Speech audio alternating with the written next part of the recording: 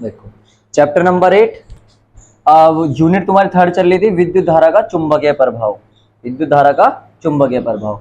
अब chapter number 8 है, जैसे कि हमने जब यूनिट थर्ड स्टार्ट करी थी, यानी कि विद्युत धारा का चुंबकीय प्रभाव, उसमें चैप्टर नंबर 7 पढ़ा देता अगर चैप्टर के अकॉर्डिंग पढ़े। हालांकि अगर आप यूनिट वाइज पढ़ रहे तो यूनिट थर्ड ही चल रही है अभी, ठीक है। चैप्टर नंबर 7 हो गया, उसमें आपने ओस्टेड के एक्सपेरिमेंट वगैरह देखे थे, बायो-सावर्ट के लॉ देखे। और चैप्टर नंबर जो 8 है, इसमें आप देखोगे लो रेंज बल। इट मीन्स किसी चुंबकीय क्षेत्र में गतिमान आवेश प्रवेश कराएं, किसी आवेश को प्रवेश कराएं तो उस पर लगने वाला बल, बल लगेगा क्यों? मुझे एक बात बताओ, अगर आवेश चल रहा है, जाहिर सी बात है, अगर आवेश फ्लो हो रहा है तो करंट फ्लो हो रही है। इट मीन्स आवेश फ्लो हो रहा है तो उसके चारों तरफ क्या होगा? चुंबकीय क्षेत्र होगा। और किसी चुंबकीय क्षेत्र में प्रवेश कराऊं उसे, एक चुंबकीय क्षेत्र हो गया भाई, आवेश चलता जा रहा है तो उसके चारों तरफ क्या फील्ड क्रिएट होगा? इलेक्ट्रिक फील्ड के साथ साथ चुंबकीय क्षेत्र। तो उसका एक चुंबकीय क्षेत्र हो गया, किसी दूसरे चुंबकीय क्षेत्र में रखूं तो क्या होगा? उस पर एक बल लगेगा, नहीं लगेगा? और उस बल को बोलते हैं क्या? लो रेंज बल। तो लो रेंज बल क्या है सुनो। लो रेंज एक साइंटिस्ट का नाम था, लो रेंज बल। सुनो, लो रेंज बल क्या होगा? यदि कोई क्यों आवेश किसी चुंबकीय क्षेत्र यानी कि बी में वेग v से प्रवेश करे तो उस आवेश पर लगने वाला बल लो रेंज बल कहलाता है। इट मीन्स होगा क्या सुनो, इसके काफी केस निकलेंगे आपके पास। देखो, एक चुंबकीय क्षेत्र है और चुंबकीय क्षेत्र कैसा? एक समान चुंबकीय क्षेत्र। एक समान चुंबकीय क्षेत्र आपने पुट कर लिया, ये क्या है आपके पास? एक समान चुंबकीय क्षेत्र। हम बी ए की जगह क्या लिख देंगे यहाँ पर? बी कैसी राशि है? सदिश राशि। ध्यान देने वाली बात है, अभी मैंने चुंबकीय क्षेत्र का ना तो मात्रक बताया, ना विमेय सूत्र बताए, ना कोई परिभाषा दी। इस चैप्टर में वो सब कुछ हम कर देंगे, ठीक है। तो देखो, ये चुंबकीय क्षेत्र है, एक आपके पास आवेश आ रहा है। कौन आ रहा है? आवेश। अब आपके पास एक आवेश आ रहा है और वो इस चुंबकीय क्षेत्र में v वेग से एंटर कर गया, v वेलोसिटी से एंटर कर चुका है, ठीक है।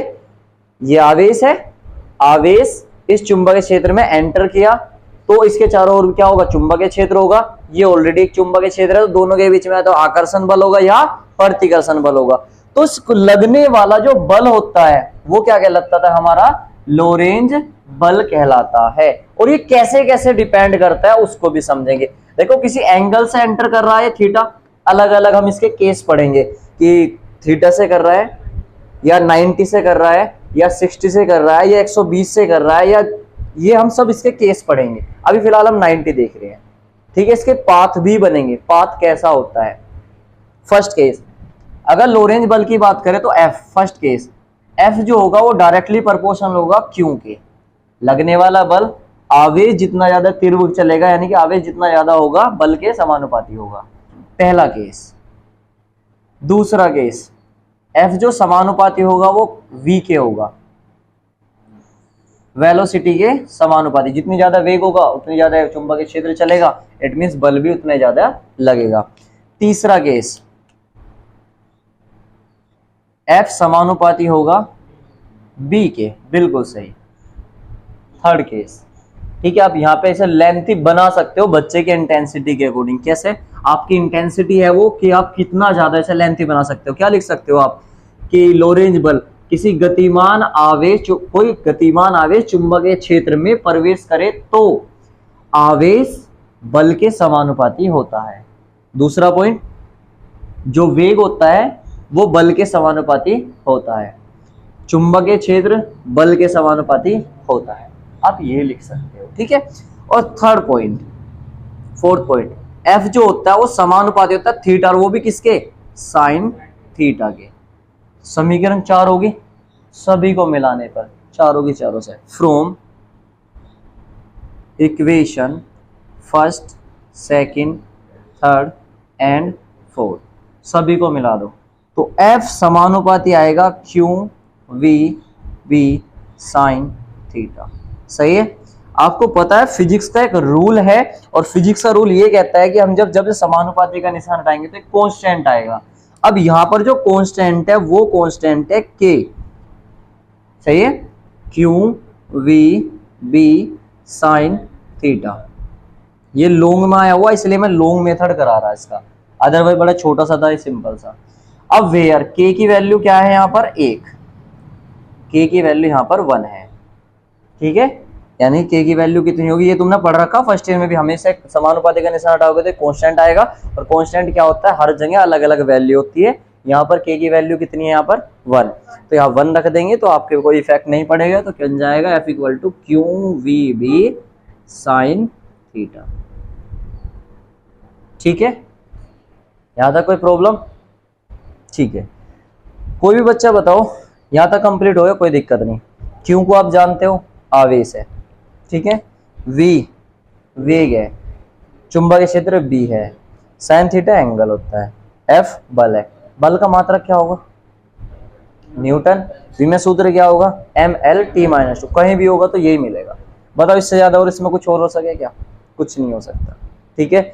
अब इनके बनेंगे केस, इसका बनेगा केस कि किस एंगल से एंटर कर रहा है, ठीक है। तो इनके अलग अलग केस है, 3 केस है। यहां तक कोई प्रॉब्लम तो नहीं आप लोगों को? अब केस बनाते हैं, लॉन्ग वे में है, लॉन्ग वे में तुम इसे लॉन्ग तरीके से बना सकते हो, ठीक है। फिलहाल एक काम करें, आप ये बना, मैं तीनों केस बना रहा, फिर यहां तक नोट करें, तीनों केस एक ही बोर्ड पर आ जाएंगे। देखो केस नंबर फर्स्ट, यदि कोई क्यू आवेश किसी चुंबकीय क्षेत्र बी में वी वेग से लंबवत प्रवेश करे, यानी कि चुंबकीय क्षेत्र में लंबवत प्रवेश कराना। अब आपको लंबवत यानी कि 90 डिग्री की, थीटा कितना हो, 90 डिग्री। देखो अब आपके पास एक आवेश है क्यू, वी वेग से प्रवेश कर रहा है, तो ऐसे लंबवत प्रवेश कराना आपको, यानी कि इनके बीच के एंगल कितना हो गया, 90 डिग्री। तो इसका जो पाथ होता है आवेश का, वो ऐसे गोल गोल घूमना स्टार्ट कर देता है। पाथ ध्यान रखना, इंपॉर्टेंट चीज है इसकी, जो इसका पाथ होता है वो क्या घूमना स्टार्ट कर देता है, गोल गोल। सुनो, आवेश हो या इलेक्ट्रॉन हो, आवेश हो या इलेक्ट्रॉन हो, अगर वो इलेक्ट्रिक फील्ड में यानी कि विद्युत क्षेत्र में प्रवेश कर रहा तो उसका पाथ होता है परवलयाकार, पैराबोलिक। और अगर वो चुंबकीय क्षेत्र में लंबवत प्रवेश कर रहा है तो उसका जो पाथ होता है, यानी कि जो रास्ता होता है, पथ होता है, वो क्या कहलाता है हमारा, गोलाकार, वृत्ताकार होता है। फैक्ट है ये, ध्यान रखना। और बल प्रवेश करे तो बल, फर्स्ट केस बल, एफ इक्वल टू क्या होता है, q v B sine theta. सही है, जो थीटा है वो वी और बी के बीच का एंगल है। वी भी ऐसे गया है, बी ऑलरेडी उधर लग रहा है, 90 डिग्री एंगल है यहाँ पर, तो थीटा कितना है यहाँ पर, 90 डिग्री। तो यहाँ पर रखेंगे q v B sine 90, sine 90 कितना होता है जी, 1। तो एफ इक्वल टू बन गया क्यू वी बी, और यही मैक्सिमम फोर्स होगा, क्योंकि साइन की वैल्यू मैंने आपको बता रखी है, अधिकतम क्या होती है 1, मिनिमम क्या होती है -1 या 0, -1, ठीक है। अब ये हो गया अधिकतम बल भी से हम बोल सकते हैं। और देखो यहाँ पे साइन थीटा आ रहा, मैंने तुम्हें बता रखा, जब जब साइन थीटा आएगा तो वो राशि क्या कहलाती है हमारी, सदिश, और बल का तुम्हें पता सदिश राशि होती है। तो ये हमारा दोनों एंगल से प्रूफ हो गया। दूसरा बात, इसका जो पाथ होता है, पथ कैसा होता है, वृत्ताकार, सही है, गोलाकार। 2 चीज याद रखनी, अगर कोई आवेश किसी एक समान चुंबकीय क्षेत्र में लंबवत प्रवेश करे तो उस पर लगने वाला बल अधिकतम होता है, और वो बल कितना होता है, बराबर क्यू वी बी, जबकि उसका पाथ कैसा होता है, वृत्ताकार। किसका, आवेश का। यही साइक्लोट्रॉन का सिद्धांत है, ठीक है, समझ आ गई बातें। आगे दूसरा case, case number second. Sir ji ये तो हो गया हमारा लंबवत प्रवेश करें, अगर हम इसे समांतर प्रवेश कराएं तो देखो केस नंबर सेकंड, ये फर्स्ट केस है आपका। हमारे पास क्या है, चुंबकीय क्षेत्र है। कैसा चुंबकीय क्षेत्र है, एक समान चुंबकीय क्षेत्र। बी चुंबकीय क्षेत्र है, इसमें जो आवेश प्रवाहित कराना है, फ्लो कराना आवेश को, ये आवेश है हमारा, और इसे ऐसे ही समांतर प्रवेश करा दिया v वेग से। एग्जाम्पल समझो, नहर है, आपकी नहर है, ठीक है। इस नहर में आपने लंबवत प्रवेश करा तो नहर आपको गोल गोल घुमाएगी, जाहिर सी बात है, तो गोल गोल घूमे। नहर भी इधर जा रही, आप भी ऐसे जाना चाह रहे, नहर आपको कुछ घुमाएगी, कोई फोर्स लगाएगी, नहीं लगाएगी, सीधा ले जाएगी आपको, ठीक है। तो थीटा दोनों क्या है, एक समान है, दोनों क्या है, थीटा कितना लग रहा, अरे यार इधर उधर तो नहीं घुमाएगी ना उसे। थीटा कितना बन जाएगा, ये भी इधर ये भी इधर, तो थीटा कितना हो गया यहाँ पर 0। इसमें क्या केस लिखेंगे, यदि कोई आवेश किसी चुंबकीय क्षेत्र B में v वेग से समांतर प्रवेश करे, चुंबकीय क्षेत्र B के समांतर प्रवेश, ये लाइन आपको खुद लिखनी, प्रवेश करे, तो प्रवेश करे तो यानी कि थीटा की वैल्यू कितनी होगी 0। देन फर्स्ट केस बल F equal to q v B sine 0, sine 0 की वैल्यू 1 0, साइन 0 की वैल्यू 0, तो F कितना हो गया हमारे पास 0। तो कोई भी बल नहीं लगता, कि आप आइए और जाइए, कोई फर्क नहीं पड़ेगा, ठीक है। केस नंबर सेकंड, पाथ कैसा होगा बताओ, कुछ कहेगी इसे नहर, कुछ नहीं कहेगी, आप सीधे जा रहे सीधे जाते रहो, कुछ कटेगा ही नहीं कुछ भी। तो क्या होगा हमारा, एक रेखीय या रिजु रेखीय, वन लीनियर, एक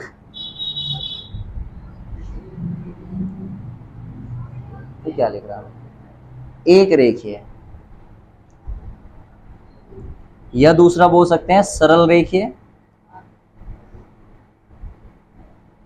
या हम बोल सकते हैं रिजु रेखीय, रेखीय जो पथ होगा, ठीक है। ये दो केस होंगे इसके, ठीक। तीसरा केस क्या सर, आपने 0 भी बता दिया, 90 बता दिया, 90 और 0 के बीच में क्या होगा, एंगल बनेगा कुछ ना कुछ। तो थर्ड केस क्या होगा हमारा, case number third, case number third, case number third क्या होगा, देखो एक चुंबकीय क्षेत्र है, आपने मान लिया कि एक चुंबकीय क्षेत्र है B, और इसमें जो आवेश है, आवेश जो है उसे एंगल से ड्रॉ करो, किसी भी कोण से, और कोण कितना होना चाहिए वो तुम्हारा 0 से ज्यादा 90 से कम, ठीक है। तो एंगल से ऐसे ड्रॉ करोगे ना तो वो हेलिक्स के रूप में बन जाएगा, हेलिक्स होती है कुंडली के रूप में, जैसे स्प्रिंग, इस टाइप से कुंडलिनी बन जाएगा, कुंडलिनी हेलिक्स के रूप में चलेगा वो जो आवेश चलेगा, ठीक है, अगर एंगल से हम ड्रॉ कराते हैं। तो इसके केस बने हमारे पास, फर्स्ट क्या लिखोगे, यदि कोई आवेश Q किसी चुंबकीय क्षेत्र B में किसी कोण से, अब किसी कोण थीटा हो सकता है वो, किसी कोण, किसी कोण, किसी भी कोण से, 0 से ज्यादा हो 90 से कम हो, इट मीन्स थीटा से प्रवेश करे, तो जैसे कि आपको आपने पढ़ रखा 30 हो सकता है, 45 हो सकता है, 60 हो सकता है, और भी बीच में काफी एंगल आते हैं। तो फर्स्ट केस क्या हो जाएगा हमारे पास, force F equal to q v B sine theta. भाई थीटा तो हमें यहाँ पता करना पड़ेगा, तभी तो पता लगेगा, नहीं तो फॉर्मूला एज यूं तो रहेगा, थीटा तो थीटा 30 होगा 1/2 रख देंगे, 1/2 रख देंगे, 45 होगा 1/√2 रख देंगे, तब देखेंगे। सेकंड केस क्या होगा, पाथ कैसा होगा बताओ, इसका पथ हेलिक्स, कुंडलिनी, कुंडलिनी, और इसे बोलते हैं हेलिक्स, हेलिक्स के रूप में होगा। 3 केस है ये, ठीक है, लॉन्ग में क्वेश्चन आता है, यहां तक कवर कर लो, बाकी आगे अगर आते हैं।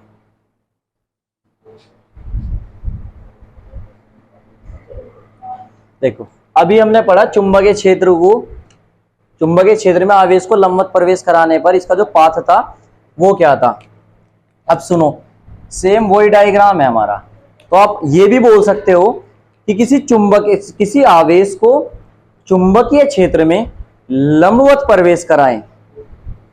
हमें इसका अपोजिट भी तो बोल सकते हैं क्या, कि किसी आवेश को चुंबकीय क्षेत्र में प्रवेश कराने पर वो गोल गोल घूम रहा है, वृत्ताकार पथ पे घूम रहा है, इट मींस उसे कैसे प्रवेश कराया होगा, लंबवत। अपोजिट में तो बोल सकते हैं कि आपने देखा कि यार कोई आवेश है चुंबकीय क्षेत्र में गोल गोल घूम रहा, तो कैसे प्रवेश कराया हुआ होगा, लंबवत 90 डिग्री। सही है। तो हमने ये चेक के रखा, तो आवेश को लंबवत प्रवेश कराने पर बल, लोरेंज बल, लोरेंज बल, लोरेंज बल अभी हमने देखा F इक्वल टू क्या था, क्यू वी बी, और साइन थीटा कितना हो गया था 90। It means F equal to बन गया हमारे पास q v b, equation number first. Otherwise जब कोई ऑब्जेक्ट गोल गोल घूमता है तो उस पर एक बल लगता है जिसे हम बोलते हैं अभिकेंद्र बल या अपकेंद्र बल। फर्स्ट ईयर का टॉपिक है ना। परंतु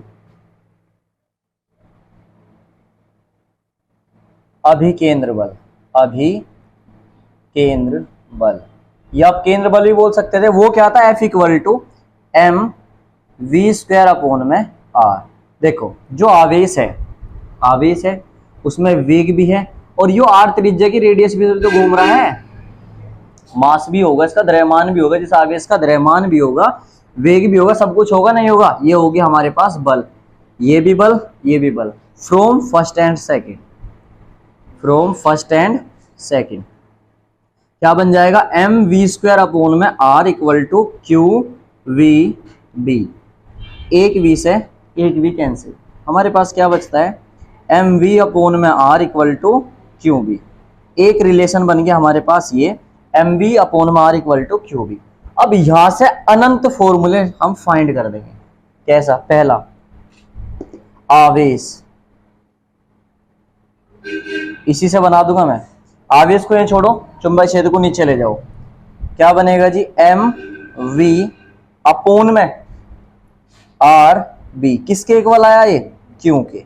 देखिए सही है क्या, सही है, पहला पॉइंट। दूसरा चुंबकीय क्षेत्र, चुंबकीय क्षेत्र बी, बी को इधर ले जाओ, तो B equal to m v upon में क्यू आर। सही है यहां तक, दूसरा केस। तीसरा त्रिज्या, त्रिज्या जितने पाथ है उसका वो कितनी निकलेगी, देखो आर, आर की वैल्यू निकालनी, आर को इधर ले जाओ, r equal to m v upon में क्यू बी। समझ आ रही बात है, द्रव्यमान का भी निकाल सकते हैं हम, द्रव्यमान यानी कि एम, द्रव्यमान को यहीं छोड़ेंगे, इन सब को इधर ले जाएंगे, तो क्यू बी आर अपॉन में वी इक्वल टू एम। आ रही है बातें समझ में। एक लास्ट रह गया वेग, वेग का और निकाल दीजिए, वेग को इधर ले जाओ, द्रव्यमान को इधर ले जाओ, तो वेग equal to q B r upon में एम। देखिए सही है क्या बेटे, यहां तक काफी फॉर्मूले बन गए ना। अच्छा यहां से ये बताओ, मैं आवर्ती का निकाल सकता, आवर्तकाल, देखो आवर्तकाल का निकाल लो पहले आप, आवर्तकाल, आवर्तकाल को आपने पढ़ रखा टी, टी का फॉर्मूला बताया था 2 पाई आर अपॉन में वी।